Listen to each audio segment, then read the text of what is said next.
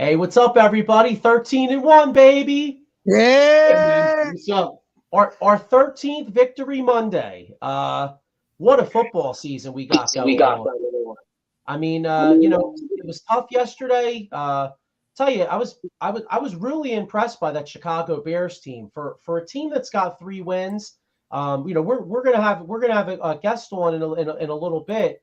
And we're going to talk to him about the Bears, but I was very, very impressed by them. Tough game.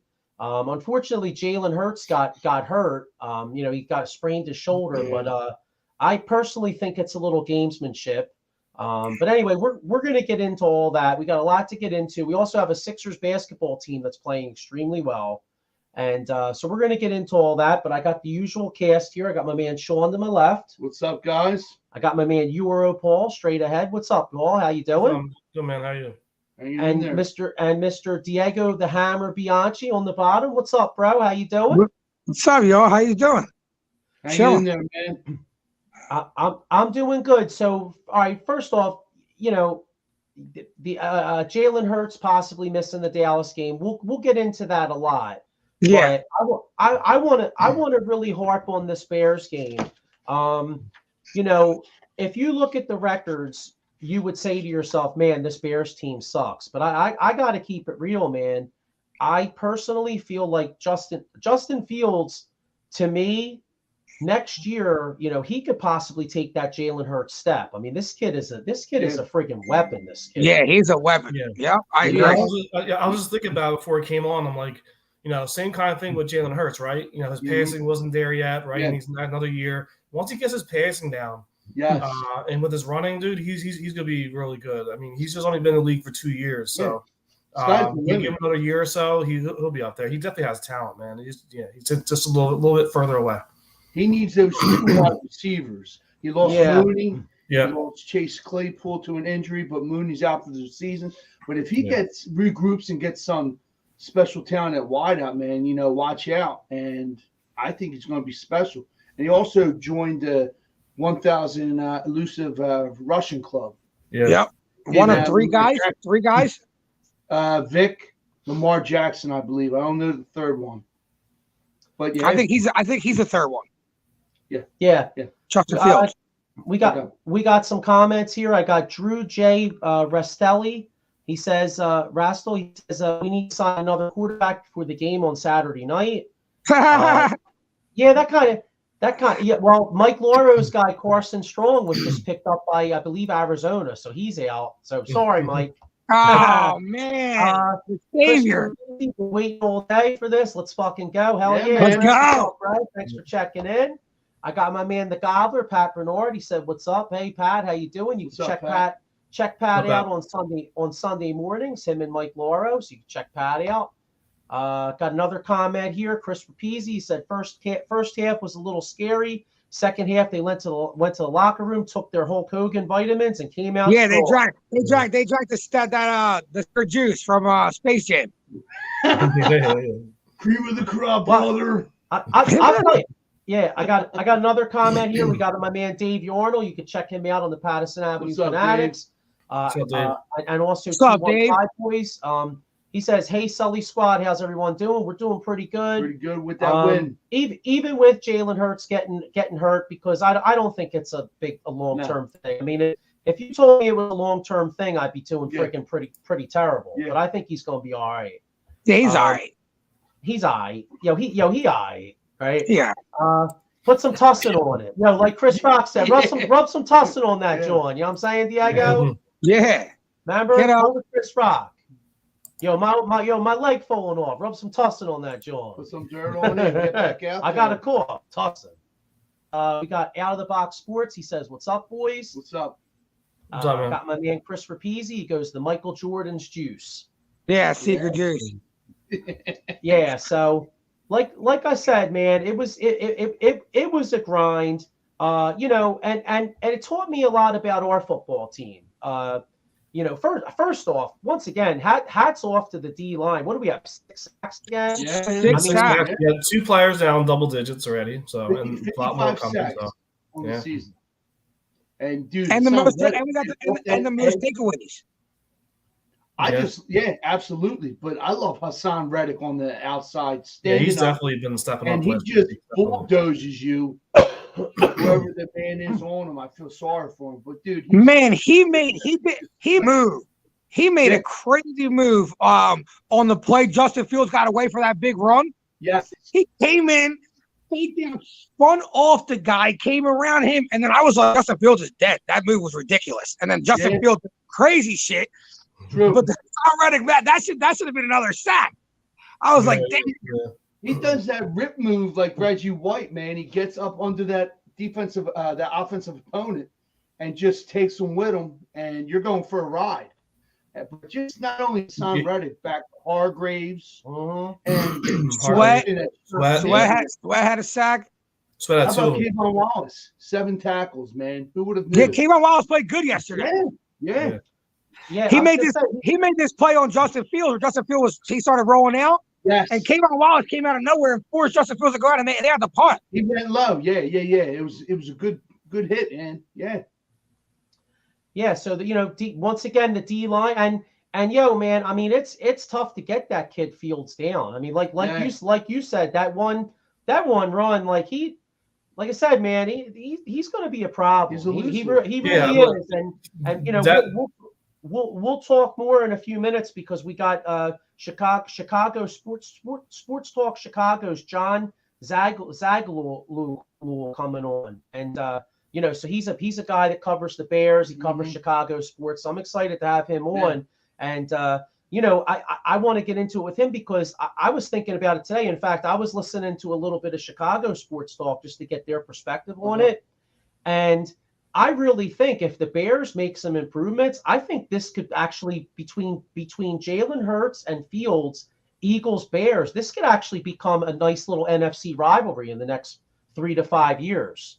Yeah, I really do, because that team's got $100 and some million under the cap, bro. You know what I'm saying? So they're gonna be wheeling and dealing. They obviously need to spend on the offensive line, man, because last year I think Fields only had under 500 yards rushing. He got sacked this year he's running for his life. So 1,000 yards, 8 touchdowns. So he's definitely taking a step forward there, but I guess he's running for his life because he can't get protected. Well, they design a lot of runs for him too, though. I mean, if you think about it, they do a lot of similar things to what the Eagles do. I mean, a lot of options, like a rollout. Yeah, a lot of read options. They run boots with them. The only thing he's missing, I mean, hey, Jalen Hurts is throwing it to Devontae Smith and A.J. Brown. Yeah, that's a big difference. Yeah, and he's throwing it to the Three Stooges. You know what I'm saying? AJ Brown didn't. At halftime, I was like, yeah, he ain't really doing too much. By the end of the game, he went off. 170 yards. Talking about him, yeah, dude. Sure, his hands are so strong, man. With that one catch, ridiculous. He had it right here, and he readjusted, and he was off to the races. Even Devontae, man. Yeah, Devontae Smith's a beast. You could throw the kitchen sink at him, and he'll catch it. I mean, yeah, the catch he made against the sidelines to start the game where Jalen rolls out. Jalen made a nice pass right there too, across his body. Devontae Smith makes a sweet catch on the sideline. Yeah, and by the way, just to reiterate the argument for Jalen Hurts winning the MVP. I mean, first off, Jalen Hurts on a quote unquote bad day still goes 22 out of 37, 315. Okay, yeah, he did throw 2 picks, which were uncharacteristic, but it was colder than witch's titties out in Chicago. Yeah, it felt like 10 degrees up there. You know what I'm saying? And he even said, because I mean, this kid Jalen His Hurts, hands I mean, was feeling cold. yeah, No. I mean, he grew up in Houston, so he ain't used to that. That I mean, Paul will tell you when we were out in South Bend a month ago, Paul, that Midwestern cold, that lake effect cold, man, that ain't no joke, dog. Off the lake. It's definitely not for me, man. But it's like Bugs Bunny said. Like Bugs Bunny said, nice place to visit, but definitely not freaking living there, man. Yeah, I mean it's cold as hell out there. So, but he came up big when he did. I mean, again, 22 out of 37, 315, 2 picks. That sucks. Rushing, this drove me crazy though. 17 runs. That's too many for 63. Yeah, I'm surprised it took so long to get the like Sanders, Gainwell running. Like the first whole quarter, they didn't run them at all. I don't understand. I mean, that's part of the reason. I got a Miles Sanders jersey on right now, just hoping, can anybody, remember he's on the team. Yeah, I mean, Miles Sanders, he had 11 carries for 42 yards. That's 4.2 yards a carry. Give the man the ball. Yeah, I know. Yeah. It's like I don't understand. I don't understand the game plan or game calling yesterday for that. I have no idea. I got a comment here. We got Paul Spencer. You could check him out on the 215 boys. Out of Box Network. We're gonna have a lot of fun with Paul because I'm actually gonna have Paul hop on the show in a little while too to get some Eagles Cowboys talk. But Paul says right here, he says, I give credit to the Birds. They find way to win. Last 4 games, one game air it out, 1 game run the rock, 3rd game balance, and then drag out win versus Bears makes them better. Totally agree. And this 100%. is and this is the National Football League. And you look at yesterday, I think every single game was like decided by a touch. I mean, first off, look at the Chiefs, bro. Houston was leading that game for a little bit too, man. I couldn't believe it. Yeah, behind. Yeah, the Chiefs, Dallas lost to the Jacksonville Jaguars. The worst one was Minnesota. Minnesota got lucky. I mean, they didn't get lucky, but come on, 33-0. I think Matt Ryan had flashbacks like in Nam with the Patriots and Falcons, man. Yeah. Give me a break. Yeah, some idiot. I forget where I saw it. It was on Twitter or Facebook or something. Diego, remember I was telling you about this. Some idiot had like $50K to win 1,000 on the Colts. Then that same dumbass put like $50K to win 1,000 on like the Bucks, and then he did it on like 3 different teams. He invested all this money on these big like heavy, all the losers, and they all lost. Yeah, you know what I mean? Like, must be nice to piss that money away. I gotta ask him for something. That's crazy. But here I got one more comment here, and then we're gonna get our guy John on here. Chris Rapizzi, Boston Scott had a nice kick return, and then here's one to touch on the Bears here. Pat Bernard says Bears GM goes shopping for Fields like Howie did for Hurts. Look out. And I totally agree with that. But without any further ado here, let's get our man Jon Zaghloul. I hope I don't butcher Zaghloul from Sports Talk Chicago is going to hop on. So hey John, how you doing, man? Hey guys, great to see you. Thank you for having me. So happy to be here. Looking forward to talking about yesterday's game. A close one at that. I think a lot of Bears fans were pretty surprised, including myself, as to what we saw and how it went. Yeah, definitely. Yeah, well, listen, I really appreciate you hopping on. And I was talking about this earlier because, especially for us as Eagles fans, I mean, obviously we had Jalen Hurts in his 2nd year last year, and you guys have Justin Fields in his 2nd year this year. And I personally see a lot of comparisons as far as last year Hurts was making a lot of plays. The pass game wasn't as advanced, but Hurts would find a way to make plays. And this kid Fields, I mean, he's not quite there yet, I guess, as a passer, but I mean he's a hell of a weapon. And with the way you guys have a high draft pick and all the salary cap space that you're going to have, I really think that if you make the right move, that we could actually see a kind of an interesting Eagles-Bears rivalry develop and a Hurts versus Fields rivalry. What's your thoughts on that? Yeah, I fully agree with that entire statement. I think it's very exciting if you're a Bears fan right now. There's so much to look forward to, so many good things to look forward to. Justin Fields has turned into his own as a quarterback, and pretty funny because earlier this season, he was not good. Hey, first couple of weeks, there were mock drafts coming out saying the Bears should draft Bryce Young at number 2. And that was real. And that happened because his performance was not good. Turned things around over the past maybe 7 or 8 games, and he's been looking amazing. The Bears are tanking actively, in my opinion. And although I'm not a big tanking guy, it's working. They have the number 2 overall pick as of today. Rumors are they might move back and even accumulate more picks since they don't need a quarterback or something along those lines with that number 2 pick. So that might happen. They have over $120+ million in cap space for next year. They have a lot of dead money this year because they got rid of Khalil Mack and maybe Sprained, Robert Quinn. But they have tons of money available next year to spend. So you have a quarterback who you think you can build around, who needs some improvement. We can talk about that in a second. You have great draft positioning for next year and moving forward. Then on top of that, you have so much money to spend.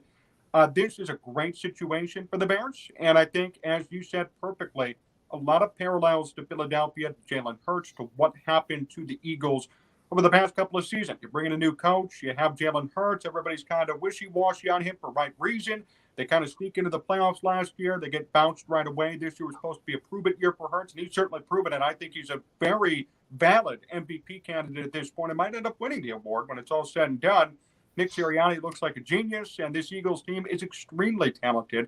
And I think we could be saying the same thing for the Bears in 2 or 3 years. I wouldn't say next year, but I think next year's where the Eagles could be last year. That's where I'm kind of thinking. Maybe a 10-7 record, maybe sneaking into the playoffs. And the year after that, I think it's going to be time for them to dominate. Yeah, and it's so funny to actually talk about the Bears having a quarterback, right? I mean, I always equate Bears quarterbacks to we're Flyers fans here in Philadelphia. I equate Bears quarterbacks to Philadelphia Flyers goalies. I mean, we've never, you know what I mean? It's pretty much neither team really has ever had one. I mean, you have an issue when Jay Cutler is one of your top quarterbacks. You're like, wow. You know what I'm saying? That's rough, Yeah, no, definitely. People, I was a big Mitch Trubisky guy, okay? And, love him or hate him, I liked him a lot. But it's pretty telling, even as a Mitch Trubisky guy, when he is the best passer rating in Bears history, you got a problem. When he is the highest passer rating amongst all Bears quarterbacks who've ever played for this team, historic franchise, and that's your best guy, you got an issue. Jake Cutler, obviously, too, played for the Bears for a long time, but it's so funny. They trade away so much to get him. Always hurts. Having issues, didn't show up in the 2010 playoff game when he probably should have played and should have toughed it out and played through it. And then on top of it, never had a season similar to what he did the year before in Denver when he passed for 4,000 yards and made the Pro Bowl. Never made another Pro Bowl, never passed for 4,000 yards again. The Bears gave up so many first-round picks, Kyle Orton, tons of players to get Jay Cutler. And I'll tell you what, didn't really work out as planned, in my opinion. Went through regime change, went through different coaches and different coordinators. I get that. I'm not saying it's all on him, but he was not as advertised for the Bears, in my opinion, based on what they gave up, based on what he did in Denver versus when he came to Chicago. Yeah. Crazy. Yeah, I mean, so you were saying that right now you guys would have the second pick. I guess I know you traded your second round pick for Claypool, so I would think a quarterback you're in a prime position to move down. I mean, especially with all the needs the Bears have. I mean, from my perspective, I guess you would say maybe you need some offensive line help. I mean, or you need help in a lot of places, right? Yeah, you guys are the 3rd most sacked team in the NFL with 48 sacks given up this year. So, and it was proven yesterday. So, yeah, I'm assuming you guys will get offensive line help. And once you do that, like I said earlier, Fields ran for 1,000 yards already this year. Last year, not even 500. So, maybe it was the scheming, the game planning, but also he's running for his life a lot of the plays. So as long as you get that help and the receivers that you have now, I think you guys will be definitely good. I really think you guys should load up on the offensive line. Yeah, I feel the same way. I mean, the Bears certainly need some offensive line help. They could use some edge rushing help and then also wide receiving help as well. The Bears yesterday, their number 1 guy was EQ St. Brown until they went down hurt, and then they were on their 4th or 5th wide receiver acting as their number 1. So I think those 3 positions are mainly what the Bears need to focus on. I fully agree, though. I mean, at number 2, not needing a quarterback, they could pull off what the Bears got pulled up on them in 2017. They traded up for Mitch Trubisky by 1 spot. They gave up tons of picks. One of those picks turned into Alvin Kamara and a bunch of others. Those were eventually flipped to the Saints. And went to the 49ers. So maybe the Bears could pull something off there and have a little bit of revenge in this upcoming draft. But it's certainly possible. It's good that they don't need a quarterback. I think that's the very encouraging part. Now you could trade down a little bit, find a good edge rusher, find a great offensive lineman or two, find a wide receiver in those second and third rounds who you can build around a little bit and have him develop next year with Justin Fields. Find some sort of chemistry because the Bears are certainly wide receiver needy as well, even with the Claypool trade. Claypool's out for the year now, actually, too. So, there are a lot of needs for them, but the good thing is, to me, they're all correctable. They're all doable based on the salary cap situation and then based on their draft positioning for next year. So, needs and holes for sure, but ways to get those off the books and done. Are you guys confident with David Montgomery as your running back, or you think you guys will move forward? Yeah. That's a good question. That's been a big topic of conversation here as we've watched Montgomery play these last couple of games. Of course, he's going to be wanting some money. His contract's coming up. The old adage is don't pay a running back. I mean, I would be okay if the Bears gave him a 2-year contract, maybe max at $10 million per year, average annual value. My problem with that is, or probably what Montgomery's problem is going to be, is that it's not long enough and it doesn't pay enough. Saquon Barkley right now, their estimates that he's going to be going for $14 to $15 million per year, depending on the team that signs him. So Montgomery naturally is probably going to want more money somewhere near there, and no one's really going to want to pay that for him. Then on top of it, he's a little bit older, been with the Bears for a long time, and doesn't have that Saquon Barkley type track record, but he's probably going to want to be paid similar to what Barkley gets, and then also with the year component as well. So I'd love David Montgomery. I'd love for the Bears to bring him back. I think it'd be great. He fits in well with this system. Great two-dimensional running back, which is hard to find these days. But the problem is, how much is he going to want, and what type of year commitment is he looking for? And then what will the Bears do? I mean, 2 years at $10 million each per year would be my full-go asking price, and that'd be a price that I'd be okay with the Bears paying. But anything more than that, both on years or average annual value, I feel like that would just be too much when you have Khalil Herbert, who's going to be coming off IR, got Tristan Ebner and Darrington Evans, another young guy who you could easily plug and play into that RB2 spot, then have Herbert become your starter next year. Okay. Well, one thing going your way is if teams are going to want to pay running backs in the free agency market, I don't think it's going to be David Montgomery with guys like Josh Jacobs, Miles Sanders, players that I feel like have a better track record and a little bit more upside than David Montgomery, in my opinion.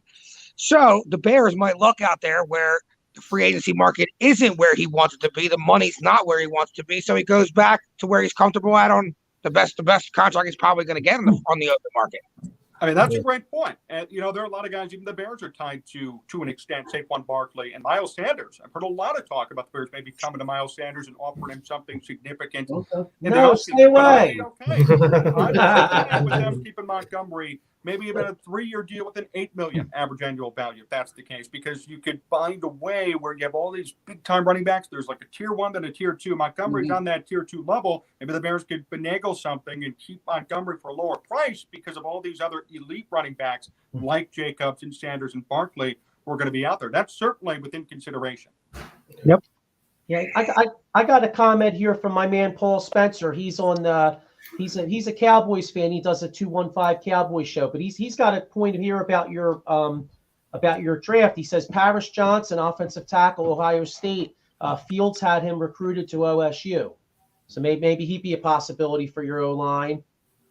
That would be great. I mean, I just want somebody for this Bears offensive line that's going to be more of a higher talented guy. So this Bears offensive line is so out there. Like, they have undrafted guys playing. They got 7th rounders, 6th rounders playing.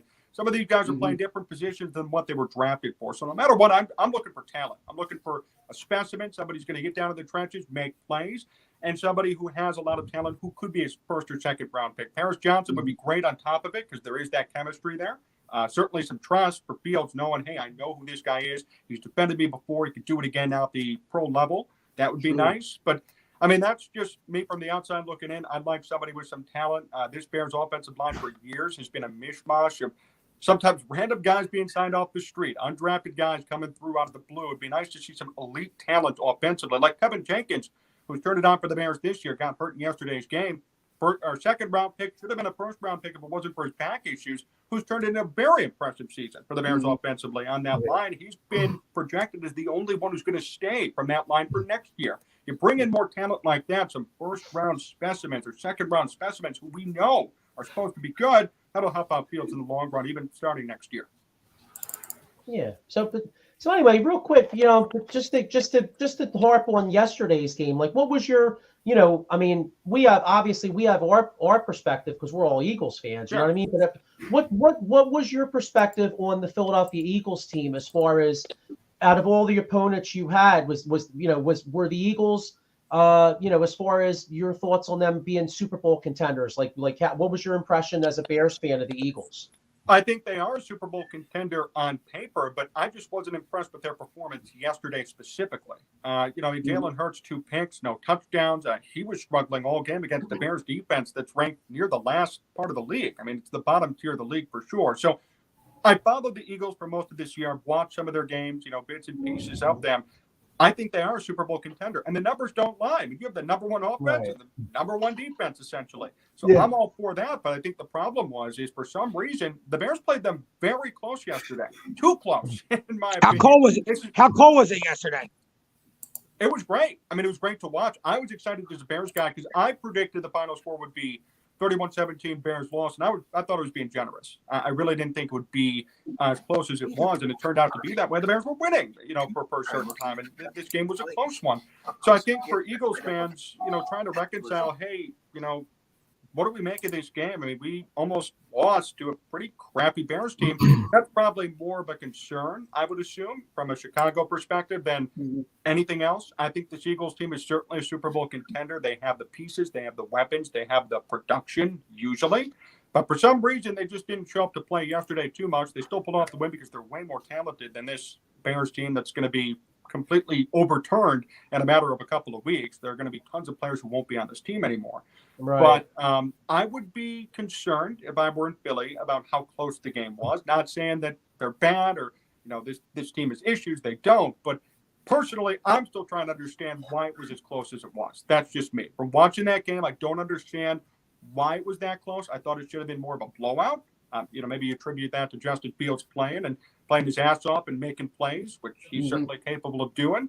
But I would have thought it would have been a much wider spread on that score. I thought it was going to be a blowout, and it turned out to be much closer. So great for Bears fans, but I'm sure Eagles fans have things to be concerned about today. Well, yeah, I mean, I'll admit I was a little concerned going in because it had the makings of a classic trap game. I mean, we crushed the Giants last week.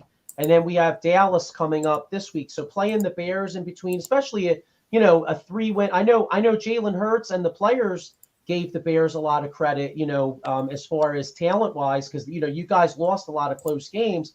But when you look at a team with 3 wins, I don't care what you say.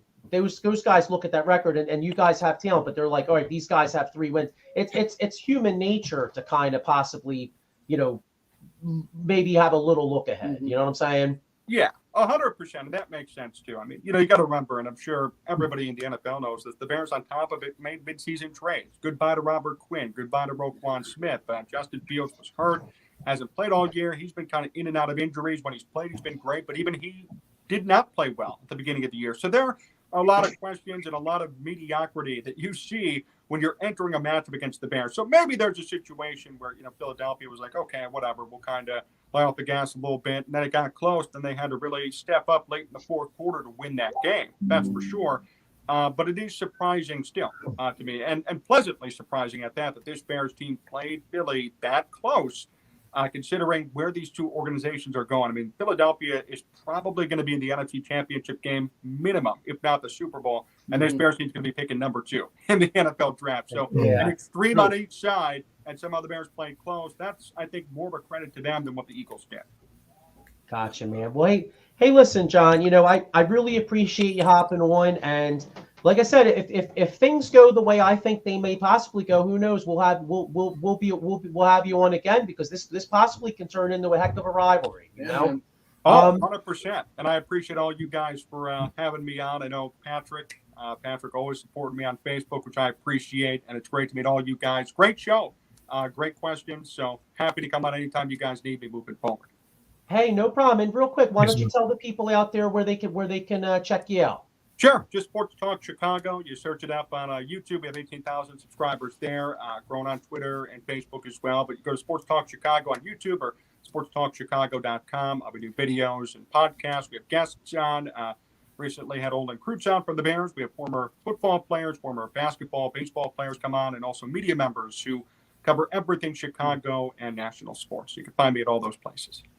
Hey, cool. Hey, well, thanks a lot, man. Hey, and, happy holidays, Merry Christmas, and good luck to you. Thank you, guys. Enjoyed it for sure. Thank you. Have a good one, man. Good. All right, see you, man. That was fun and very educational. And now, so we covered the Bears, but let's keep it real.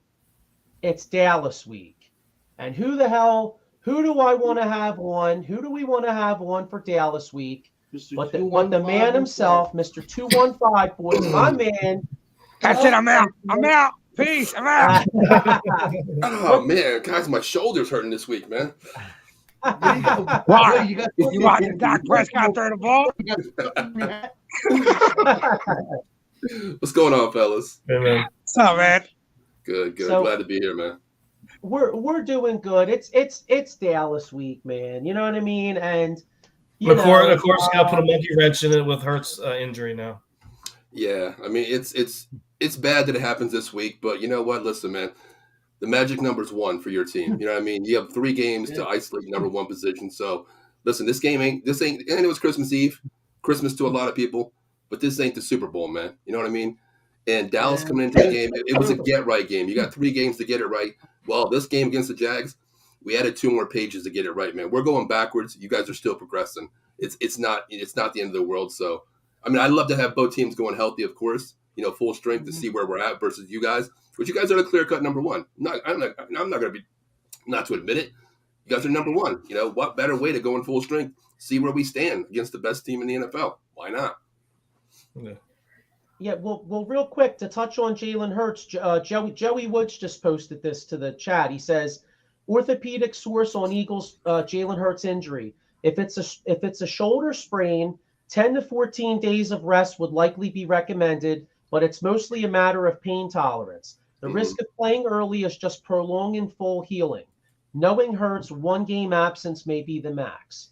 So, all right, so let's look at this. So 10 to 14 days, that would put you right around the Saints game.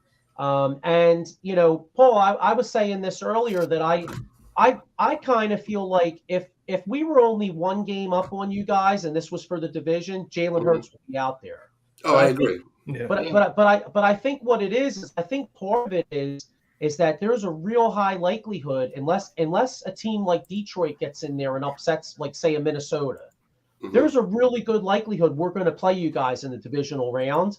And I think part of it is I don't think Sirianni and the coaching staff want Dallas's defense to see Hurts 3 times. Right. I think it's more of a mind game as well. I mean, truthfully, I'll be honest with you. Even if it was a little bit of full strength, I don't think we're going to see the entire Eagles playbook, you know, even if it was full strength right now, because of the fact you come in there vanilla. You know, you don't want to play, especially a division rival team, 3 times in a season, regardless of 2, seasons. And then you got the playoff picture. You don't want to be that. You want to be vanilla, you know, and that's what I see with you guys. I mean, I know you guys are a superior team, but my thing is, you know, I think it's more of a cat and mouse game between Sirianni right now, honestly, you know. But I mean, as you guys said, so if Hurts is out 2 weeks, you're going to have the division game. I have faith in Minshew. I mean, this game is a clear pick 'em now. Honestly, this Christmas Eve game. We're not from 1 to 5. There's no. It went from -1 to -6 today in a matter of just Hurts being ruled out. You know what I mean? But let me ask you guys this: if Hurts is out the next 2 weeks, Minshew wraps up. Do you bring Hurts in against the Giants just to give him some preseason action, coming back off the rust? What do you do? I would really think about. See, that's a tough one because the Giants are going to need that game to get in the playoffs, probably in all likelihood. So that's a real tough one because, you know, I'm all about worrying about injuries, but I also have a major concern if Jalen Hurts goes 5 weeks without playing. That's a big concern of mine. It is, but I mean, Jalen Hurts, he's stuck with his leg. he gets into the game with his legs. You know what I mean? So how Rusty's going to be? He's going to be, as long as his shoulder is healthy, he's going to be able to use his legs and not have to worry about pain when he gets hit. So how rusty is Jalen Hurts going to be? It's not like he just sits in the pocket and throws dimes all day. Right. No, I agree with Diego. I think it's going to. There's a different animal between quarterbacks. You look at Jalen Hurts. It's a different breed, no matter what people say. He's a different breed of QB. I mean, a lot of times we look at college games. We're all college fans. You got that 5-week layover. You're coming off rust. Well, you got to get your quarterback acclimated to the game situation, the game speed. Well, Hurts, you know what? Get him activated with his legs. Get him a first down sweep outside, first down. My legs are here. I know my legs are here. Little dink, 5-yard slant here. Yeah. My arm's ready to go. He's activated. There's different quarterbacks that can do that. And Hurts is one of those breeds that 5 weeks is a big time to play over. But if you get the quarterback activated, just like you said, with the legs of what he's made about and that arm, he's good to go, man.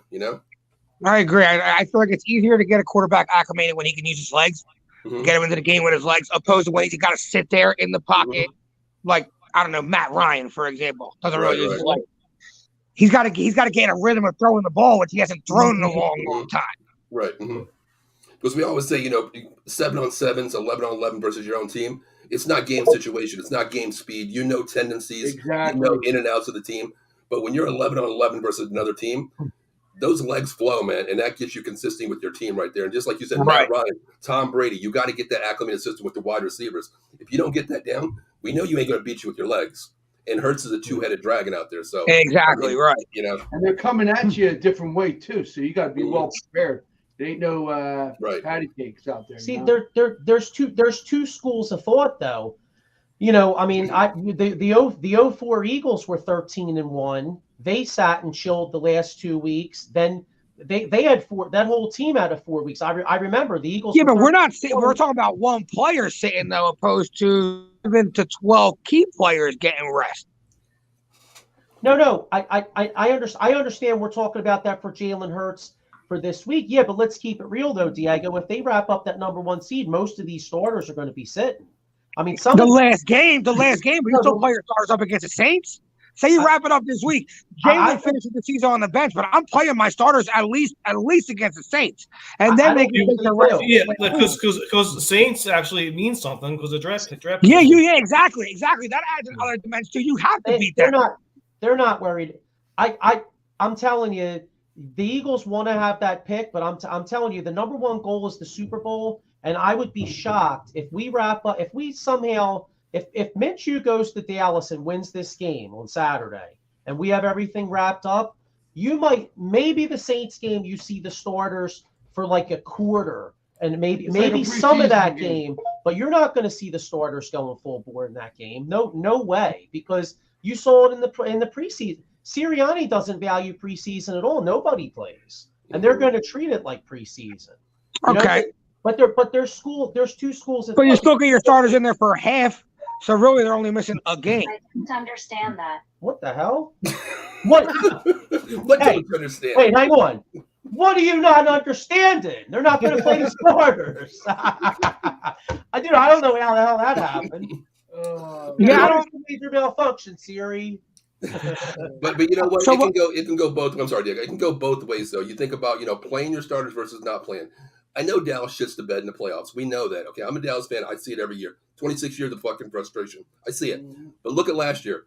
Disregard who we played against your team last week of the season. No starters played. We went out to get records. That's what Dak wanted. He wanted a passing record, the TD record. He did that. We looked good in that. We were full momentum, full continuity with the team. Look what happened the next week. So I don't believe in rust. I believe it's your team, how they show up to play. Dallas shit the bed against the 49ers at home. So it can go both ways, but I give credit to the Eagles because their mentality is all eyes on us and we don't give a fuck. Basically, that's what it is, Yeah. Yeah. So, all right. So let's get your perspective on, I don't know, Paul, like what, so, we were all watching the Eagles game. Obviously, like I had the red zone on my phone, so I was watching some of the Dallas game. So, like, what happened to you guys yesterday, man? Like what happened? You know what? I'll tell you what happened. They killed my bet. That's what happened. Me too, Diego. I ain't not gonna lie, man. Yeah, listen, I'm not. The Eagles fucked me. The Cowboys fucked me, okay, by points. You know, Fuck. Rashawn Jenkins really screwed you, man. No, you know what? It wasn't. It was a pick. I understand that, but Noah Brown should have caught that ball. It was in his hand. Oh yeah. I mean, come on. It's a 9 out of 10 catch. You catch the ball 9 times. You're only going to drop it 1 time on that catch. It was a clear first down dunk right there. My man, I don't know what the hell he did, but listen, Dak is not the same right now. And to me, going in this game on the 215 Boys show with Matt and Dave, I said the last 3-4 weeks, including this week, was get right game. Get right. Okay, you have to get this right. Jason Peters is moving from left guard to right guard. Okay, I'm sorry, right tackle between both positions. Tyler Smith came back and played right tackle. Get it right. He played stable, but my thing is, man, once again, why are we abandoning the run? They put 8 guys in the box in the entire fourth quarter. Why can't we sweep to the outside? We run jet sweeps with Pollard. We run jet sweeps with Lamb. Where was that? To me, what's wrong with that? It's like they abandoned. What the thing is, Diego, I'm glad you said that. You look in his first 2 or 3 seasons before the injury, he ran the hell out of the ball. He was not Jalen Hurts' speed, but he got outside the pocket, scrambled, made plays on his leg, got out, continued playing. That first when you needed to. Yeah. Now he doesn't do that. In that one run, he got 12 yards. He avoided the contact and ran out of bounds. That's not Dak Prescott. That's not Jalen Hurts. Something to me is up with his leg. I think it's more mindset, honestly. I really do. That's kind of what I was going to say. Let me ask you a question, Paul. So you guys struggled against Houston, and you're able to pull it out. Struggle. And then they gave us that game. They gave us that game. Driscoll ran the wrong fucking way. Yeah. Well, okay, yeah. But I'm saying overall, like you guys struggled against Houston, and you pulled it out. And then yesterday's debacle. Are you concerned going forward, or you think it's just a blip on the radar, or do you really think there's concern for this team that they have 4 losses now, and then you got to play the Eagles, and then whatever? So do you think it's a really concern for you guys, or you think it's just a blip on the radar? It's not a blip on the radar. It's a pure factor that I'm scared right now. Listen, you got 3 games left. Okay, 2 division games. Well, Washington wants to get the hell in there. You know what I mean? They're fighting for a playoff position. They got. It's them. They have the keys to it. They went out. They can be in. The Giants are right there too. You have the Giants last game of the season, but then again, that's selecting the last game. We have Tennessee fighting for a position as well. Our magic number is 1, but our thing was get it right, man. And going into the Eagles game, it's not a get right situation. I understand the doors opened a little bit more with Hurts possibly being out. I get that, but to me, that's not still a get right situation. You want to play the best team to see where you stand going to the playoffs. You go in hot, anything can happen. You guys, are at the top of the level. You just took a little downfall with Hurts being out. Us, we're here going into the playoff system. We're doing this. We're nosediving at the wrong time. Yeah. I'm definitely concerned. Definitely, man. Well, hey, Paul, first off, I got a comment here real quick. Eric Nixon. First off, thank you, Eric. Thanks for checking us out, brother. Yeah. He says, hey, fellow Eagles fans, I'm a truck driver and I don't know the full details. Will Jalen Hurts return this season?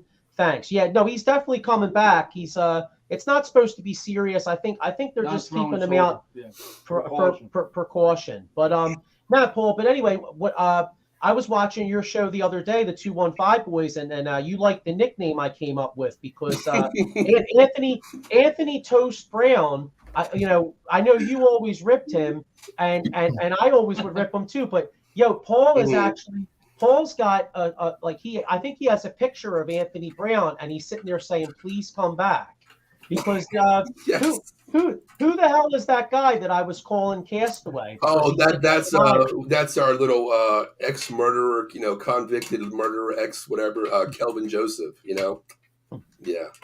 Yeah, I was going to say, I told Paul, I said, you might as well call him Tom Hanks because he's on the island all by himself. He's getting freaking smoked. Exactly. Here's what I think the Dallas Cowboys' biggest mistake was coming into this year: getting rid of Amari Cooper. You see the Eagles with two receivers, that beast on each side. What do? You got CeeDee Lamb, who's a complete monster, but Noah Brown, average. Michael Gallup, I thought before you signed him, average. Mm-hmm. You know what I mean? You keep them 2 guys together with your backfield, I think that would have been pretty much unstoppable. But then you gave teams an outlet to stop one side, which teams can't do with the Eagles. I agree with that. I agree with that wholeheartedly. And option-wise, Diego, I do agree with that. Amari Cooper is probably one of the top 5 possession receivers in the NFL. His body size, he can pinpoint balls, and he's a sideline threat. He can take the roof off you anytime he wants at that size. Yep. We know that. But to me, the other objective I look at, next year, Diggs is going to get paid.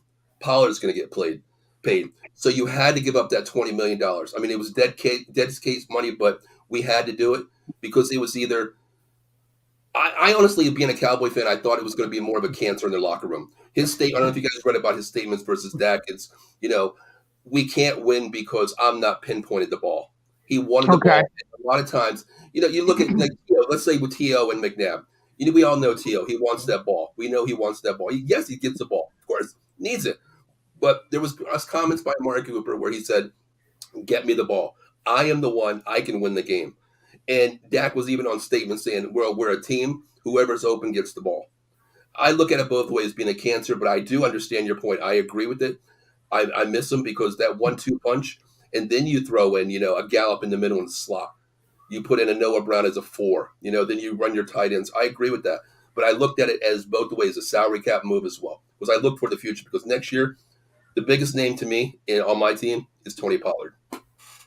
I hear you. I just felt you guys were close to you guys were close. I agree. Yeah. And I felt like Dallas with Amari Cooper would be the same record as the Eagles. You know what I mean? 1 or 2 losses. Listen, I cried. What pisses me off is you guys have Sirianni, man. And I don't know what the hell this dude has on these, these owners out there because he can get anything. He can fleece any owner out there for whatever he wants. Okay, we got rid of Amari Cooper for a 5th-round pick and a bag of stale peanuts, man. I just don't get it, honestly. You know what I mean? Think about that, Yeah. Same thing, yeah. That's how you gave away for a bag of peanuts. You gave away that caliber player for a bag of peanuts. Exactly, 5th-round player. Then you look at some of these other players that are going 2nd round, 3rd round. Like, my God, Cooper compared to that, it doesn't add up. You know what I mean? Yeah. Maybe you guys will sign OBJ for next year. Don't even get me started with OBJ. Don't even. Don't. Listen, 2 weeks ago I was saying, okay. Distraction. I think it is too. I mean, listen, if you come out there and you work out, but for Jerry Jones not to pass up a huge media guy, there's something out there that's a red line out there. We don't want you because you're not physically capable of playing right now. But he wants to get signed this year plus next year. Now, you know what? We'll take the chance. If nobody picks you next year, maybe we'll grab you in the offseason. I don't want a dude that's going to sit on the bench and make $5-8 million a year and be a cheerleader, bro. I don't want that. I don't want that. No. Yeah. That's what for next year, not this year, next year. Mm-hmm. Yeah, but by the way, getting back to the Amari Cooper thing too, to Diego's point, Amari Cooper used to kill the Eagles too. In fact, he drove me insane. I mean, I was going to say I could think of at least 4 or 5 plays on like 3rd and 6, 3rd and 7 where I'm like, all right, we're getting off the field, and then Amari Cooper, and I'm like, God. Well, wasn't it? What is obviously, that's what I'm saying. As an Eagles fan, I don't watch the Dallas Cowboys every week, but as an Eagles fan, I feel like every time they played them, he fucking destroyed us. Right. Then they got Stevie Lamb. I was like, we're fucking never able to stop this team. Then they traded Amari Cooper away for a bag of peanuts. It's like, let's fucking go. And my thing, Diego, exactly what you said. Like, okay, listen, we're all NFL fans first and foremost. We watch NFL teams. Not just our own team. We know all other teams. Listen, I keep my eyes on you guys. I keep my eyes on the Giants. I call them the Skins. I'm sorry. I'm old school. I keep my eyes on them. It's division. You know what I mean? And to me, it's like, okay, first you got to beat your division to get to the dance. You know what I mean? Mm-hmm. But you gave away the sexiest homecoming queen to beat the Eagles in Amari Cooper. You gave away the solid queen. You know what I mean? Like, to me, you got to beat your team in your division first. And what better way? Amari Cooper, the one that beat you guys. And we gave him away. So right there, it was just like, we didn't go upgrade, downgrade, right in your own division first. That's Dallas, man. Obviously, there has to be an issue with him, right? Because he got drafted by the Raiders, then he goes to you guys, then he goes to Cleveland, and that kind of talent of a guy, and you're already 3 teams already in. You know what I mean? So let me ask you guys this real quick. Listen, AJ Brown, I got nothing bad to say about him. Huge differential in your team. How much does he make a year with the Eagles contract now? I think like $17 million or something like that. I know. Okay, has Amari Cooper outperformed AJ Brown based on stats of when he was with the Cowboys? No, $20 million. That was what we paid him, and he was signed for another 2 years. But then again, then I see his point though. Like, get me the Rock. I make $20 million. Right, Get me the Rock. AJ Brown makes whatever AJ Brown makes. We get him the ball. That's what I mean. But I think it was more we had the weapons then. Yeah. Now you guys, to me, the Eagles are a little bit different. Okay, you have AJ Brown, you have Devontae Smith, two divas, and don't take it the wrong way, two divas that can play fucking ball. Okay, play ball anytime. They can take over a game. It's AJ Brown, Devontae Smith, of course, 1A, 1B. But just to add to that point, I feel like we got lucky that Devontae Smith isn't a diva.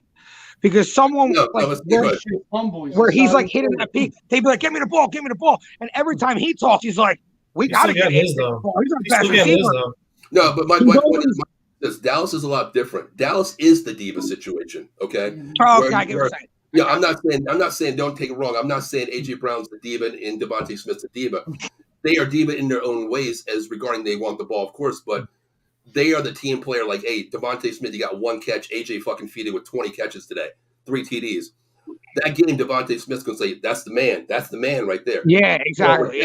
With Dallas, Amari Cooper, get me the ball. Even though we win, get me the ball. We could have done better. CeeDee Lamb, same thing. Get me the ball. Get me the ball. Yeah. That's something you don't see with Dallas versus the Eagles. Eagles are a different mindset of football team, man. They're a fundamental team that plays together. The coin to turn underdog. Coin that term, because when you backs against the wall, you guys perform. And if it came down to, I'll be honest with you, disregard this year, records of this year. If we were 16-0 this year, okay, and you guys were 1-15, and it came down to us getting the number 1 seed, well, let's just say the Vikings or whatever, okay, we had to win against you at home, our home. I'd be more afraid being a Cowboys fan playing you guys the last game of the season to knock us out the number 1 seed. That's just me being a Cowboys fan. I think the Eagles are heading on the right direction. You guys know me. I always joke around with people, and I say every squirrel finds a fucking nut once in a while. 2017, the blind squirrel found the nut. Well, I tell you what, he's back at it this year. That blind squirrel can fucking see out of one eye, because this year might be another year for you guys, honestly. All right, one more question about Dallas. If they make the playoffs, but they shit the bed first round, lose, what's the next step for your organization? Okay, you want me to speak as a fan or a realist here? Just your opinion, however you want to go. Number one, the first thing that needs to be done is our OC needs to be fired. Our head coach needs to be fired. Kellen Moore needs to go. McCarthy needs to get his ass and take him on a one trip. Both of them get the fuck out of my city, number one. Jerry Jones needs to step back. Stephen Jones needs to take over the entire team. Okay, you don't revamp this team. You look at your free agents. The biggest free agent next year is Tony Pollard for our team. Okay, you have to. And you know what? To me, it's going to prove me a lot, because I want to see what Zeke does. He already negotiated his contract this year, the back ended a little bit. I give him credit for doing that. But you're still making $12 million a year.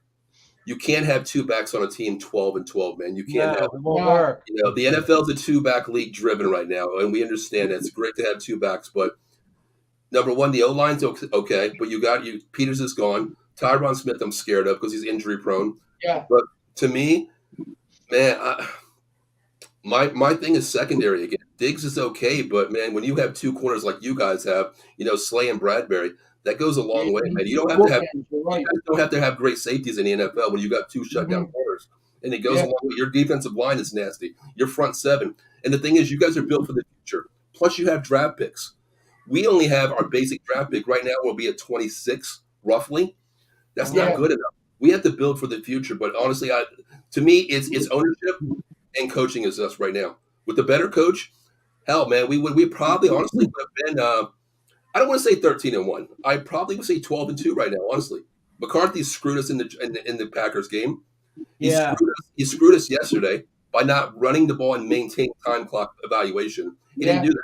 It's pissing me off. I mean, McCarthy has to go regardless. Even if we get to a second semifinal round against you guys and lose, he's got to go, man. He's got to go. Hey, you know what really worries me as an Eagles fan? Seeing Sean Payton take a plane ride to Dallas. I think I want no parts of Sean Payton going there, but I think that's a marriage.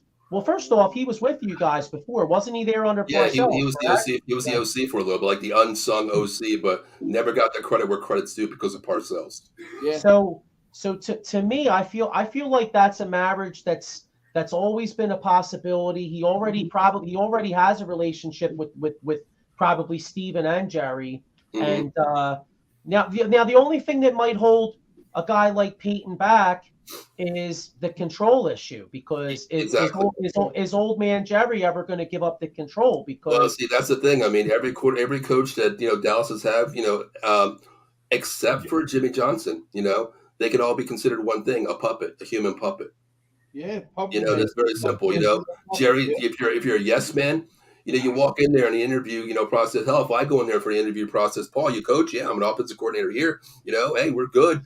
We can score 45 points a game, Jerry. But once Jerry asks that one question, well, this is what I see. Yes, sir. Yes, sir. He'll say, Paul, you're hired because you're the yes man. I know. You're right. Didn't Jerry Jones wasn't the rumor that like him and the Clapper would pound out some bourbon and some whiskey and stuff Friday afternoons going over the game plan? That was like the rumor, wasn't it? No, I never heard that one, but I wouldn't disregard it, honestly. I mean, if you're a yes man, That's why the Clapper was there so long. He used to get banged up with the old man. I mean, hey, you know what? That's good job security, bro. Yeah, where do I sign up for that? Like, the Dallas Cowboys, you got to get banged up with the old man. All right, cool. Right? My thing, Dallas needs listen, I'm not going to say anything bad about Dan Quinn. Okay, he's not head coach material. He's probably one of the best DCs in the damn game. Give him what you want. Like a lot of people say, give him the head coaching job. No, don't do it. Don't do it. He's the best DC we've ever had, other than I'd probably say like a Wade Phillips back in the day when he coached for us, great coordinator. But then you look at it now, he's not the head coach. I wouldn't make him the head coach, but you need to go out someone getting someone innovative, Young. Exactly. Innovative. Exactly like you said, young, Diego. Like I even entertained the name Lincoln Riley. I entertained that name. A lot of people said you're stupid. I'm like, well, Dallas has the weapons. They have the O-line. They have a great defensive now. Okay, we have a great speed offense with weapons in the backfield, tight ends. Well, listen, man, go out and get Lincoln Riley. He can put anybody in position to win. Look what he did with Caleb Williams. New year, new squad. Innovative coach, man. Go out and get that guy. Sean Payton, another name. He's innovative. He puts you in a position to win. Your best players in a position to win. You know what I mean? And Kellen Moore is just, it's so vanilla, man. It's so vanilla, constantly. It's window dressing. Like me, Diego, I'm a coach up here, and if I run a jet sweep, I have my offensive coordinator with me watching that jet sweep to see where your defense goes. If he goes with them, I'm going to wait 3 or 4 plays, and I'm going to say, okay, now's the time. Let's run that jet sweep, and let's run a back end off of it. I'm coming after. I set up the next play. Kellen Moore, no, man, it's just so predictable with him, honestly. Yeah. I mean, because you guys definitely have the talent. I mean, you really, as Diego pointed out, you could use a second receiver, but still, I mean, just Dak alone and real quick, what was your thoughts on like the NFL? Like, what a crazy day of games. I mean, first off, I got to get into that Raider because I had a parlay. I had the Raiders. I know, Paul, I know you did too because we were talking about it. Yeah. I had the Raiders money line on like the last leg of a parlay, and like 30 some seconds left. I'm like, oh man, this ain't going to win. Next thing you know, they get that touchdown in the end zone. And then I've never seen a Bill Belichick team be so stupid. That was like one of the That was the craziest thing I've ever seen. Jacoby Myers is probably on death watch right now. It didn't make any sense. It didn't. You don't want to think like the NFL's rigged or nothing. Then you see someone do something like that, and I was like, that looks like it was done on purpose. Well, Diego, that's your point. Like even Joe, like remember Joe in the group chat. I didn't even know they won. I turned the game off, and I know before the touchdown, I'm like, all right, I'm losing this game, and in 14 seconds they score. And Joe sends me the video. I'm like, you got to be fucking kidding me. Not from a Bill number one. That's highly unlikely. But then, Diego, you said about being rigged. Look at that Washington game, Giants game. McLaurin was on the line. Oh, my gosh, yeah. Listen, I coach ref PIAA ball, and I'm usually a side judge because I'm not that damn fast. You know what I mean? So a lot of the receivers come up to me, am I good, ref? You're good, And he said, I'm good. Okay, that slot receiver. Now, he would cover the tight end if he wasn't in motion. But when McLaurin stood there and the other, I don't know who the receiver was in the slot, he came off and went in motion. McLaurin had to go on the line because that guy's in motion. That's why he looked at him again and said, "Am I good?" And if you look at it, he puts his head and he moves up a step to the line because he's on the line now. Now that receiver is the tight end is not covered because the guy went in motion. That's bullshit, man. These refs, they're putting games in situations where, number one, you're losing. You're discrediting yourself with players. Number one. Yeah, you know what I mean? It's like the 3 blind mice. And also too, that last play in the end zone definitely was PI, man. Yeah, I mean, I understand last play of the game, you want to let it ride, but dude, that was a fucking mugging, bro. He had to hold his arm back and shit. How's that the PI? You couldn't have hugged him any better. Yeah, right. Come on, I just don't get it. Yeah. Mm-hmm. A lot of miscalls this year. How about it? I mean, Minnesota wound up winning the game, but how about the Minnesota game? Yeah, Minnesota man. clearly has a fumble. They pick it up running in for a touchdown, and the dumb referee blew the play dead. Well, meanwhile, they're taught not to do that shit. They're taught because all scoring plays are reviewed. So if you don't blow that play dead, it gets reviewed. They review it. That's a touchdown. I mean, Minnesota almost got job. They wound up winning the game. They got screwed. I mean, all refs are taught let it play out. You know what I mean? Something like that. But what gets me is one play you'll have a 20-second forward progress. Let it run. But this play was called dead, and the man was still not even down yet. And there was no – it was forward momentum going, and they still called it dead within 5 seconds of the play. And it was active. And we see plays 20 seconds into the forward progress, they haven't called it dead yet. Let it ride, man. Then go back to the review, just like Joe said. It's a scoring touchdown. Fumbles and recoveries, they get looked at as well from the booth too. And if that's the case, hey, it was a clear recovery, throw the challenge flag, man. Yeah. It's just so these refs are coining games, man. They're not predicting the games. They are I don't know what's the word.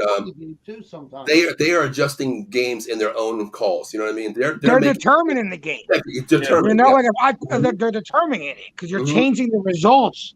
Like they did with Terry McLaurin. They had to run that play 5 yards back. You know what I mean? Like you determined the game right there. That's a whole different play, a whole different set. That's a whole different circuit. And they scored, didn't they? Yeah. No, did they score? I don't think they scored on that next play, didn't they?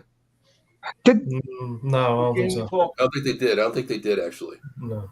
I'm sorry. I missed you. I was looking for something. What game are you talking about, Diego? The Redskins Giants game, right? Yeah. Didn't they run the play where McLaurin got flagged and the guy got in, but they scored. They scored. He scored. He scored on the play. Yeah, he scored on the play. Yes, he scored on the play. That was 6 So it's like, bro, you just determined the game because I got in the end zone. You called a bullshit flag. I asked you if I was all right, and then here we are. We lost because we had to go back and run a 4th down play from the 6. And the thing what pissed me off about that, Diego, is like, listen, man, I understand refs, they hold the game in their pocket. They can call a game what they want to do. But my man, after McLaurin looked at him and he was like, good. And the ref he shook his head. As soon as the play, not even the play started, the snap count didn't even go. My man had the flag in his pocket, all ready to throw it. As soon as the snap goes, bam. Yeah. Illegal shit. Dude, you knew what the hell you were doing. Like, that to me is like, I would go there like, man, listen, I know I'm getting fined for this thing, but how much money did you have on this game, honestly? Yeah, exactly. You know what I mean? Yeah, I was going to say, what was that, Tim Donahay's brother? It's insane. What's going on around here? Yeah. So, all right. So, they were yesterday's games were crazy. In my opinion, I mean, Paul, I feel like I know the Cowboys are struggling, but I still feel like Philly and Dallas are two of the top teams in the NFC. Well, there's a third team that's really scary right now. That's they played Thursday night, but that's that San Francisco 49ers team. I'm telling you, man, that defense they are right in the mouth. Those guys are hitting some people, and that kid at quarterback is playing just good enough. Purdy, yeah. How concerned do you think both of us should be about the San Francisco 49ers? Yeah, I texted you that night. I texted you and I said that they're going to be a problem. Yeah, I mean, what do you think, Paul? Well, you look at it, man. Purdy, just like we said, Mr. Irrelevant, man. He's playing like a first-round pick right now, honestly. I mean, he's out playing Garoppolo. Trey Lance, we don't know what he was. We really didn't see him that much with the injury. But you think about this, man. He don't even have Debo right now. And that's another weapon he gets back in the defense, man. It takes me back to the days where you're Trent Dilfer. Your offense doesn't have to produce. You put up a manageable point, 14 points a game. His defense can shut you out of 10. You know, this defense can win you games, and this team is solid. And the other team, Joe, I mean, they haven't made the playoffs yet, but man, watch out for these Lions, man. I know. I mean, I agree. I think, and don't get me wrong, the Lions are playing great football. And by the way, that week 1 win looks a lot more impressive right now for the Eagles. Oh, absolutely. But yeah, I mean, I think the Lions are a year away. Yeah, I agree. But they are a scary team. You know, they are a scary team, and I'll tell you that's another game yesterday. Boy, I mean, you talk about in the NFL more than almost any other sport, coaching matters. Yes. And there's no better example of coaching mattering than that Jets game yesterday. Yeah. Robert Saleh was like, remember as Eagles fans, Andy Reid used to get criticized for clock management. Yes. Well, Robert Saleh was Andy Reid on steroids. I mean, the way I could not understand that clock management at the end of that game. The Jets had 3 timeouts. Yeah. And then like he didn't want to burn him. I think he burned like 18 seconds running up and clocking the ball when they had 3 timeouts. And then at the end, Zach Wilson makes a play. He hits Elijah Moore on a deep pass, and their only recourse was like a 57-yard field goal. Better clock management, they could have possibly gotten in a better position. That game could have gone to overtime. Yeah, I agree. Yep. You know, so coaching matters in the NFL, and that's one of the things that scares me about the 49ers, because Shanahan's a hell of a coach, and DeMeco Ryans, if he don't get a head coaching job, I'd be shocked. DeMeco Ryans probably one of the first guys that gets hired in this cycle. There's two coaches that I look at. Just like you said, DeMeco Ryans number 1, and Eric Bieniemy, man, he's so overlooked with the Chiefs right now. He should be. I don't know why nobody's getting him, man. He's so talented with that. It's it's got to. I mean, the fact that he hasn't gotten hired in all these cycles, there must be more to it that we don't know, because it doesn't make any sense. I mean, the Chiefs have been in at worst the championship game the last like 4 years, 5 years. You know what I'm saying? So, but how is it Kafka gets a job and he doesn't? That's like you said. There's something. Yeah, there's some underlining thing out there. What's going on? Honestly, yeah. Yeah, and then one other thing before we get out of here. Tampa Bay. I mean, they started great. They started great. They played good in the first half. Yeah. So what was it, 17-3 in the first half? Yeah, I was like, all right, Tampa Bay. It's gonna be a game where like it gets, and then they fucking got smoked. Yeah. Like not smoking the scoreboard, but smoking the second half. Yeah, I had Cincinnati in the parlay, -3, and I'm like, oh shit, that's done. You know, them 17. Yeah, me too. Then that second half, I'm like, oh shit, here comes Brady. Wow, okay. Yep. Yeah. But let me ask you this real quick. I know we're talking about that, but I know you guys have different. Let's just project at the end of the season. You guys will have the first round bye. We won one more game. We sit at 5. Okay. Right now, it looks that we play the Tampa Bay Buccaneers. You're smoking them, I think. I think so too. I mean, I'm not going to put anything past this because it is Tom Brady. You know, anything can happen going down to Tampa. Anything can happen. You don't take anything away from the GOAT. You know, regardless of what his record is. That's just me. But what one team are you afraid of playing? To me, there's 2 teams in my eyes. It's Joe. You already mentioned them: Eagles and the Niners. Those are the 2 teams that I want to stay away. Like, if there's any way possible that somehow you being the number 1 seed and them being they're going to be the 3 seed. Yeah. So there is that possibility that either a team takes out the Niners before they get to you, but what teams are you looking to stay away from throughout? You named them. I say Niners. I say Niners. Dallas. Yeah, really? Exactly. Okay. That's me. Yeah, exactly. That's me. I mean, I think we smoked Minnesota. I'm not worried about Minnesota at all, to be honest. Minnesota is fool's gold. I mean, I give them credit that they're finding ways to win these games, but Minnesota to me it doesn't scare me in the least bit. Now watch, I probably mushed it. They'll come here and beat us. You know what I mean? But I am not afraid of Minnesota. I'm not afraid. Detroit. If Detroit does get in, they're a little scary just because they're so hot. But honestly, a dome team coming to Philadelphia in cold weather, I think Detroit will be that nice little story. that we kick their ass, and then next year Detroit is more scary than and see that goes along with what you said too. Like, okay, that's why I don't really get scared with Tampa Bay, because it's going to be warm down there, even in June. Right. It's going to be warm. Dallas is a dome team. We know that they can go down. It's going to be a 60-degree nice weather game. You know, that's why you guys have this clear-cut number one advantage. Nobody wants to come in fucking 20-degree weather and play the Eagles at home, man. You know what I mean? Especially if you're a dome team. Yeah, San Francisco loves that hot weather as well. You know, they come here, they're going to freeze their ass off. Minnesota's a dome team. Detroit's a dome team. We're a dome team. That advantage goes a long way. Just like, Joe, you said with the Notre Dame game, man, you froze your ass off. You know what I mean? And even up here. But defense travels. Yeah, so that's what I'm saying. With San Fran, defense travels. So it does. Mm-hmm.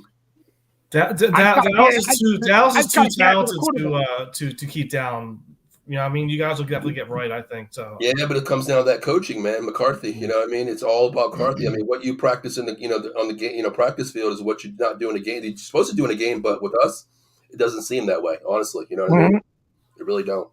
Yeah. Well, listen, Paul, we're going to get ready to wrap up in a little bit, but real quick, thanks a lot for hopping on, man. And, I'd like to, maybe I'll hop on your show at some point this week and talk some Eagles Dallas too. Why don't you tell everybody out there where they could check you out? I know I gave you a shout out before, but where could everybody check you out? Dallas fans, or I always say even Eagles fans, because I'm a huge fan of getting the other team's perspective. I like learning about the other teams. Yes. So where can everybody check you out? I appreciate it. First, thanks for having me, Diego, Paul, and Sean, Joe. Appreciate it, man. Thanks for letting me hop on. Of course, I'm with Out of the Box Podcast Network.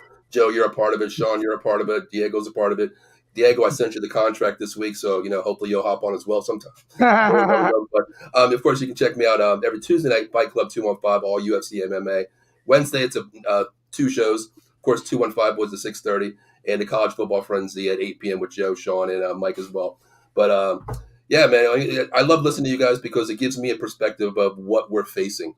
What better way to listen to you guys, passionate fans. I don't like listening to fans out there that don't know the game. That's why I listen to you guys, because the objective is real, man. It's passionate and objective to me. So I enjoy listening to you guys, man. Always. All right, man. I'll wrap to you later. See you, Paul. All right, guys. Thanks, all right. What's coming on? All right. So real quick, because we're going to wrap up in a couple minutes, but I just want to get a little bit of Sixers. But let me give a shout out to our sponsors here. Whoops, hang on. Shoot, I messed this up. Hang on one second. You're fired. I know. I totally screwed up. Hold up one second. All right, so let me give a shout out to our sponsors here, and then we'll just do a little bit of Sixers, and then we'll get ready to wrap up here. First off, all right, anybody looking for some tickets for sports, concerts, or theater? Taylor Swift. Yeah, well, I don't think you can get Taylor Swift. I'm mad at myself that I didn't get Taylor Swift tickets. By the way, I'm so dumb. Dude. You and a whole bunch of other people. I could have made so much money if I wasn't an idiot, because I have pre-sales from having the season tickets at places, and I missed the boat. So you know what I mean? I probably for what they're going for, I probably could have Joey's college paid for. You know what I'm saying? It's crazy. But anyway. Anybody out there looking for tickets, support this local business. We got www.sherrystickets.com. They're family owned and operated since 1946. You save 10% off with promo code EOP10. So show a local business some love out there. All right. Anybody out there with any legal issues? If you were at the Bears game yesterday and and some Chicago fan was giving you a bunch of crap and you got locked up. Well, make sure you call this guy. Right? Workers' compensation, motor vehicle accidents, personal injury, and criminal law. David R. Cherry, Esquire. Call him at 610-565-0300 or www.cherryinjurylaw.com. Here's another place right here. There's a lot of guys down Delco. I know a lot of the guys down Edge of Philly live down there. There's a really cool bar called Dolan's, December to Remember. So they have a lot of stuff going on. This particular thing already passed. They had some dirty Christmas carols, but I'm sure if you're looking for some good spirits and some good times, go check it out. Probably some good scenery down there too. So I might have to check it out myself. All right. Then we got Philly Sports Trips right here. These guys do a great job. The last one of this particular year is this Christmas Eve against at Dallas. So, it might be a little late for this year, but make sure you check them out. They also do Phillies games. I think they have a trip going to Brooklyn for Sixers. So Yes. I think our own Pat Bernard is going to check that out. There's also tailgates for every home game down at the Gatehouse and the Navy Yard. So make sure you check them out. Edge of Philly Sports and the Painted Lines do Eagles shows. They do a pregame, a halftime, and a postgame show. So check them out on eopsports.com and the Painted Lines. Here is all the shows on Edge of Philly Sports. And one other one here. I don't have the I don't have the graphic here. But any Flyers fans out there, make sure you check out my man Matty B's show. He does a show called Clear the Ice, and air your grievances with my man Matty B. Because that team really sucks, and they're struggling. But make sure you call him up. And one last thing, the Old School comes back this Friday night. That's with myself, my Uncle Mark, and my cousin Roger. Any of you old history buffs out there? A few weeks back, we did the biggest douchebags of Philadelphia sports. This particular Friday, we are doing the great Wilt Chamberlain. So any old heads out there want to reminisce about one of the greatest players in basketball history, check us out this Friday night at 7 o'clock. And after that, I believe 2 weeks after this Friday, we're going to do Buddy Ryan Eagles. Well, on the show. So make sure you check us out here. But anyway, all right, so Sixers, we got a red-hot basketball team right now. What's your guys' perspective on the Sixers? They play Toronto tonight. So far, we're undefeated on this homestand. Joel Embiid is playing MVP level. Paul, what's your thoughts on the Sixers right now? What's your thoughts on tonight's game? And are they going to become get back in the serious contention here in this Eastern Conference? Yeah, definitely. They're on a roll. Playing Raptors right now. It's early. It's tied 8-8. But yeah, I mean, once Maxey gets back, they're going to start getting on the roll. I mean, 4-0 now, so it's going to get better when Maxey comes back. So yeah, I think they're definitely going to take off. They're too talented. They're too talented to be low in the standings. So, what's your thoughts? They're getting it going. Embiid's playing. He's back to play. He's playing his MVP level. So we're always going to compete when we got Harden and Embiid playing at this level. We're going to get Maxey back, but doesn't it always seem like we can't just have a team for a whole entire year together gelling? No, exactly. It's always like, oh, we'll get him at game 30. We'll get him at game 40. It's like, all right, bro. Well, here we go again. Like another 20 games. We didn't have all our starters. Well, hopefully it's not in the playoffs, and we're actually everyone's healthy in the playoffs now. Sorry. I know that's all that matters, but it's nice when you can get season without any major injury. Your team just gels all year. You know what I mean? Oh yeah, definitely. Here we lost 1/4 of the year. Now we're 20-some games in. It's ironic here because I'm going to get to this because my man Mike Laura, you could check him out on Pat's show on Sundays and also the college show with us, and he does his show on Thursday nights. But he says must be Dallas week, and then because of the injuries, Mike Laura was exactly one of the guys that Joel Embiid is talking about. I love Mike Laura. Mike Laura is like the greatest dude, awesome guy. But Mike, I'm sorry, I can't disagree with you more about trading Embiid. You cannot trade Joel Embiid. Not even get into that. No, but I'm just saying it was ironic because I pulled up Mike's comment and then we're talking about Embiid and the injuries and Melton's playing good. D'Anthony Melton's playing great ball. I'll tell you, I watched that game on Friday night. Harden is really playing good basketball. I mean, Harden played well, and Embiid. I mean, Embiid's. It's funny. Like John Lee calls me up, and I wasn't going to bring this up, but I had to.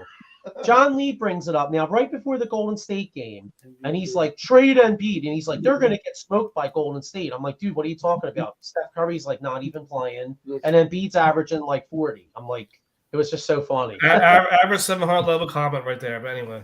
Yeah. Mike Laura, see, I get all you can for him. You're not getting enough.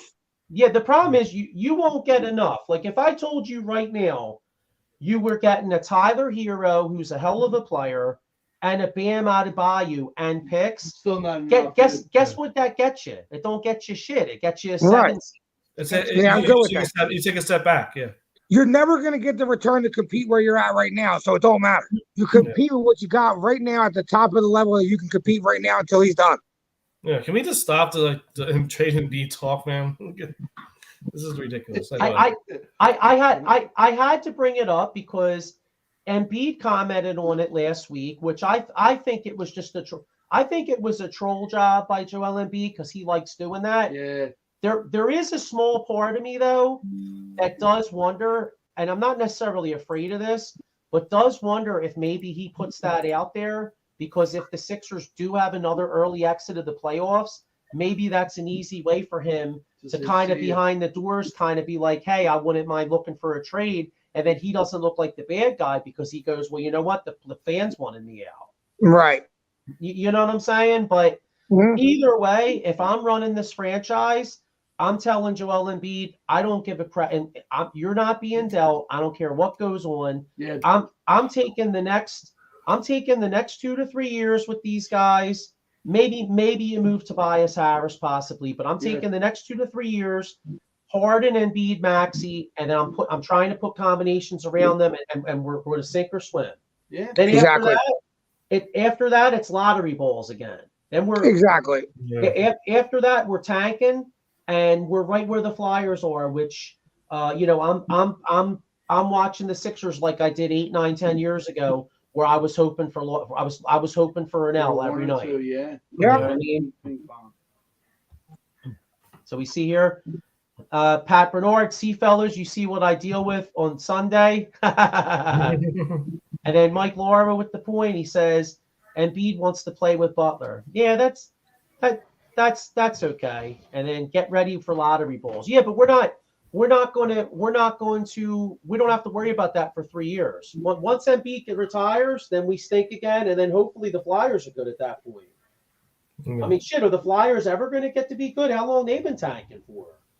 A long time. They've been tanking like years. The Flyers. Now the guy we traded, Jake Voracek for, is out for the year or two now, Atkinson. So yeah, we're definitely tanking. I mean, the Flyers got dudes that are in the NHL, the best league in the friggin' world, and they want to go back to play in Czechoslovakia. I mean, how fucked up's that? You know? Pat Bernard right here, he says Sixers have a 2 to 3 year window with Embiid, Harden, and Maxey.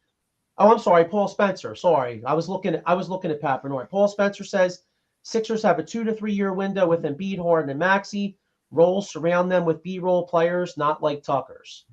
So, all right. Well, let's just look ahead to this week real quick before we bounce. Sixers got Toronto. Knicks. Diego and I are going to the Detroit game on Wednesday.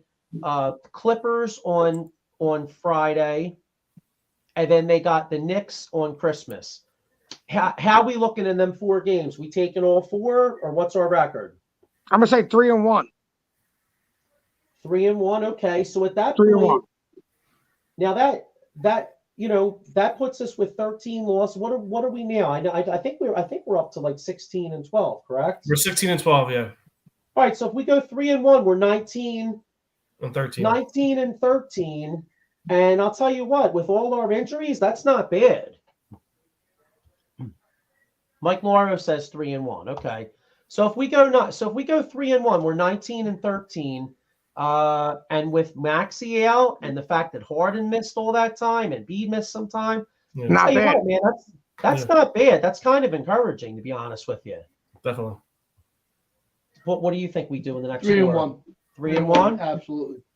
All right. All right. So 3-1. All right. So then that's something to look forward to. Hang on, I got one more comment here. Pat Bernard, can we be happy knowing that we're beating up teams with losing records? Part of the league. That's part of the NBA. You beat who you play. Mm-hmm. And Paul Spencer here says 5 games out with all these injuries, not bad. Yeah, I totally agree. Yeah. I mean, the NBA is a war of attrition, and it's all about April. And I think that's one of the reasons why the Sixers, there's not a lot of buzz about the Sixers, because it's kind of like, hey, show me. You know what I mean? Yeah. Show me in April. You know what I'm saying? We'll So talk then. Yeah. Yeah. Well, hey, speaking of that, you know what? Let's get ready to get the heck out of here. All right. Yeah, it's time to eat dinner, y'all. Yeah, no, Yeah, exactly. So, all right, real quick. Does anybody give a crap about the Monday night game tonight? It's No. Rams and Packers. No. All right, No. nobody cares. Baker Mayfield, 400 yards, 4 TDs. Let's go. Ha All right, fellas. Well, look. Hey, I need Cam Akers to get me 5 points. I move on in the playoffs. Our guy's done. I need 5 points from Cam Akers. I'm good. Okay, so you have rooting interest. Yeah, I have no money on the game. Packers blow, Rams blow. So I really could give two craps. All right, everybody. Well, look, it's been real. Go Birds. By the next time we come on here, hopefully we clinch the number one seed. Merry Christmas. Merry Christmas, everybody out there. Happy holidays. Enjoy the time with your families. And we'll see you next week. Peace, y'all. Yeah. Hey.